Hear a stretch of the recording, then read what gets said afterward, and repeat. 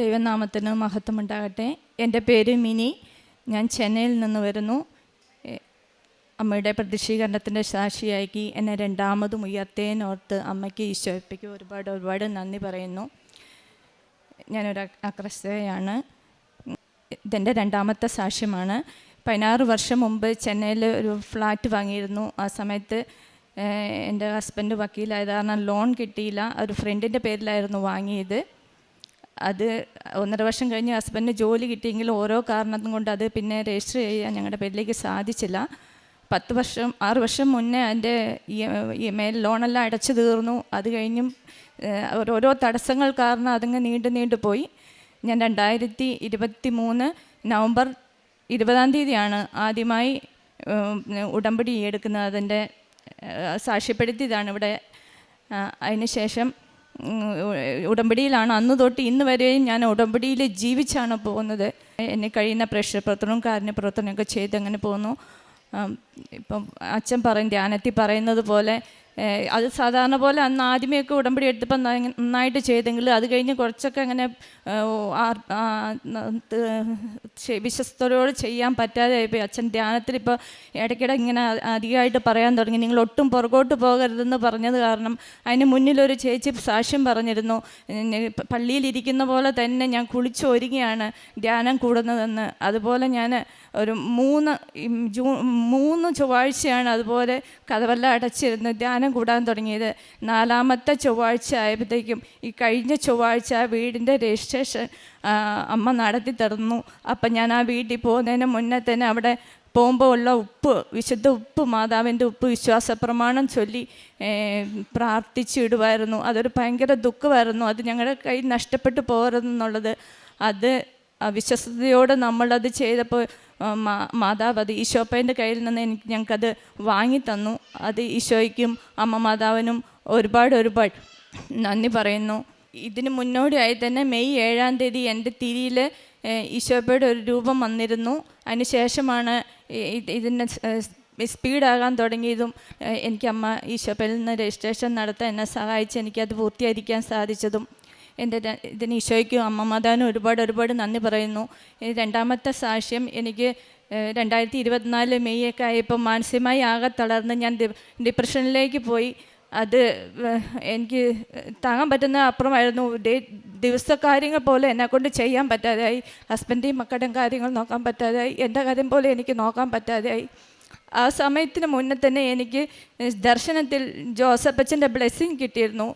അപ്പം മനസ്സിലായില്ല, ഈശോയുടെ മാതാവ് എനിക്ക് പ്രൊട്ടക്ഷൻ തന്നതാണ് ഈശോപ്പയിലൂടെ നിന്ന്. അത് കഴിഞ്ഞിട്ടാണ് എനിക്ക് മനസ്സിലായത്. അതിനുശേഷം ഞാൻ ഒരു ഫ്രണ്ടിൻ്റെ സഹായത്തോടുകൂടെ ഇവിടെ വന്നു. അച്ഛൻ്റെ കൈവെപ്പ് ശുശ്രൂഷ ലഭിക്കുകയും എനിക്ക് പൂർണ്ണ സൗഖ്യം നൽകുകയും എനിക്ക് പൂർണ്ണ സൗഖ്യം ലഭിക്കുകയും ചെയ്തു. അതിനെ ഈശോയ്ക്കും അമ്മ മാതാവിനും ഒരുപാട് നന്ദി പറയുന്നു. ഞാൻ ആ സമയത്തൊക്കെ ഡിപ്രഷൻ സമയത്തൊക്കെ എനിക്കറിയത്തില്ല, എൻ്റെ വായിലൊരു ജപം ഇങ്ങനെ വചനം വന്നുകൊണ്ടിരുന്നു. ശത്രുനും ദീർഘമായി ഇരിക്കണമെന്നും പരിഭ്രമിക്കുകയോ സംഭരിക്കുകയോ ചെയ്യരുതെന്നും നിന്നോട് ഞാൻ കൽപ്പിച്ചിട്ടില്ലയോ? നിൻ്റെ ദൈവമായ കർത്താവ് നീ പോകുന്നിടത്തെല്ലാം നിൻ്റെ കൂടെ ഉണ്ടായിരിക്കും. അത് ജോഷുവ 1:9 അതിങ്ങനെ എൻ്റെ വായിൽ എപ്പോഴും വരുമായിരുന്നു. അത് ഞാൻ പറഞ്ഞു കഴിഞ്ഞിട്ടായിരിക്കും ചിലപ്പോൾ നോക്കുന്ന എൻ്റെ ദൈവം എൻ്റെ കൂടെ ഉണ്ടെന്നുള്ളത്. അതുപോലെ എനിക്ക് ഇഷ്ടപ്പെട്ട ഒരു വചനമാണ്, എപ്പോഴും സന്തോഷത്തോടു കൂടി ഇരിക്കുവിൻ, ഇടപെടാതെ പ്രാർത്ഥിക്കുവിൻ, എല്ലാ കാര്യത്തിലും നന്ദി പ്രകാശിപ്പിക്കുവിൻ. ഇതാണ് യേശു ക്രിസ്തുവിൻ നിങ്ങളെ കുറിച്ചുള്ള ദൈവഗീതം. 1 തെസ്സലോനി 5-ാം അധ്യായം 17-ഉം 18-ഉം തിരുവചനങ്ങൾ.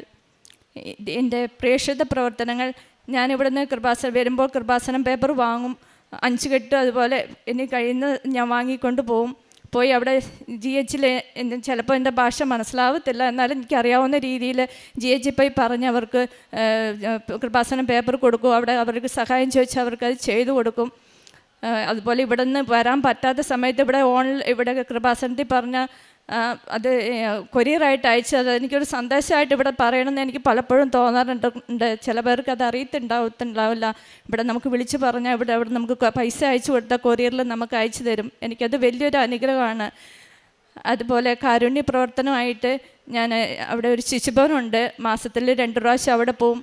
അവർക്ക് മക്കൾക്ക് ഭക്ഷണം വാരി കൊടുക്കും. എന്നിൽ കഴിയുന്ന സഹായങ്ങൾ മക്കൾക്ക് നഖം വെട്ടിക്കൊടുക്കും, അവരുടെ പാത്രം കഴുകി കൊടുക്കും, അവിടെ അടിച്ചു വാരി വൃത്തിയാക്കിയിടും. അതെല്ലാം ചെയ്യാറുണ്ട്. അതുപോലെ മാസത്തിനൊന്ന് ഭക്ഷണം ഉണ്ടാക്കി റോട്ടിലിരിക്കുന്ന പാവങ്ങൾക്ക് കൊടുക്കാറുണ്ട്. അച്ഛൻ ധ്യാനത്തിൽ പറയുന്ന പോലെ വിശേഷവിധിയായി നിങ്ങൾ എന്താണ് ചെയ്യുന്നത്, ഭക്ഷണം കൊടുക്കുമ്പോൾ ചുമ്മാ കൊടുക്കരുതെന്ന് പറയുന്ന പോലെ ഞാൻ ഈശോൻ്റെ ഫോട്ടോ ജെറാക്സ് എടുത്ത് കളർ ജെറാക്സ് എടുത്ത് ഭക്ഷണത്തോടൊപ്പം ഈശോൻ്റെ പേര് പറഞ്ഞു കൊടുക്കാറുണ്ട്. അപ്പോൾ അത് അവർ സന്തോഷത്തോടെ നമ്മളെ സന്തോഷത്തോടു കൂടി വാങ്ങിക്കാറുണ്ട്.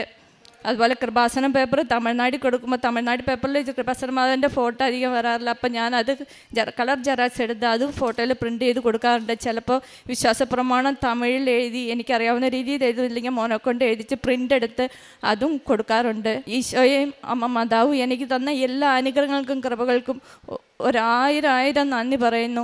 ഇനി അമ്മ എന്നെ പ്രതിഷ്ഠീകരണത്തിൻ്റെ സ്ഥിരസാക്ഷിയായിട്ട് ഉയർത്തും. ഞാൻ എൻ്റെ ഹസ്ബൻഡ് മക്കൾ നിത്യയിലുണ്ടാകണമെന്നാണ് ഞാൻ ദിവസവും പ്രാർത്ഥിക്കുന്നത്. അതുപോലെ കൃപാസനം പേപ്പർ കൊടുത്ത ഓരോ മക്കൾക്ക് വേണ്ടിയും, ഫുഡ് കൊടുത്ത മക്കൾക്ക് വേണ്ടിയും, സാക്ഷ്യങ്ങൾ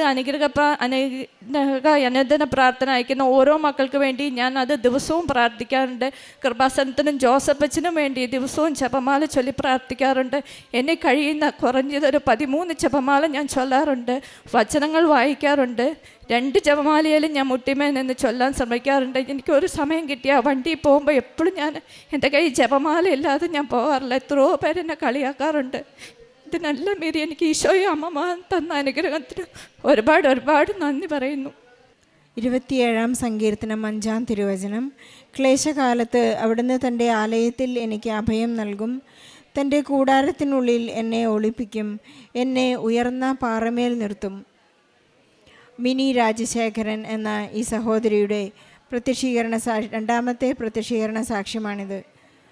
മിനിക്ക് പറയാനുള്ളത് സമയച്ചുരുക്കത്തിൻ്റെ അമ്മ അവരുടെ ജീവിതഭാരം ലഘൂകരിച്ചതിനെക്കുറിച്ചുള്ള ഒരു വലിയ സാക്ഷ്യമാണ്. 16 വർഷക്കാലമായി മിനിയുടെ ഹസ്ബൻഡ് ഒരു അഡ്വക്കേറ്റ് ആയതുകൊണ്ട് അവർക്ക് അവരുടെ പേരിൽ ലാൻഡ് രജിസ്റ്റർ ചെയ്യാൻ സാധിക്കാതിരുന്ന ഒരു വലിയ സങ്കടം.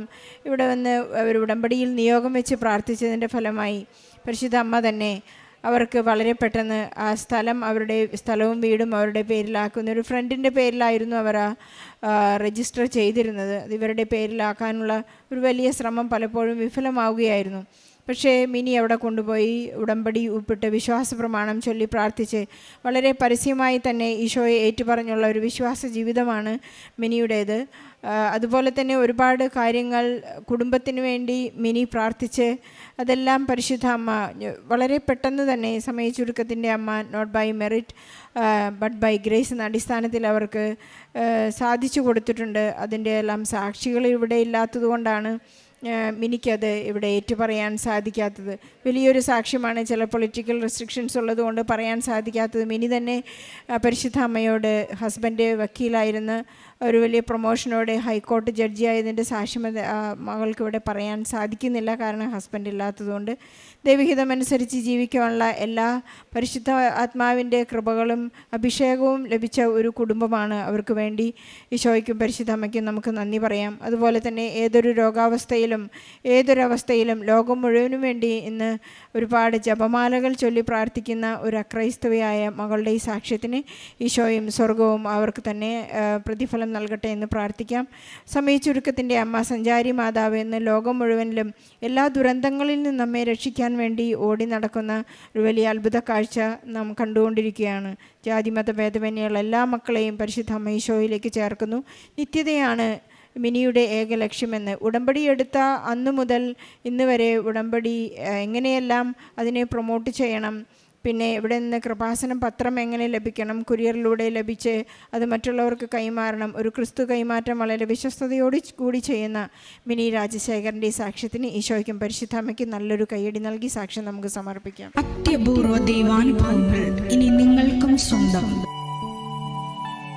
ഈ യൂട്യൂബ് ചാനൽ ഇതുവരെ സബ്സ്ക്രൈബ് ചെയ്തിട്ടില്ലെങ്കിൽ ഇപ്പോൾ തന്നെ സബ്സ്ക്രൈബ് ചെയ്യുക.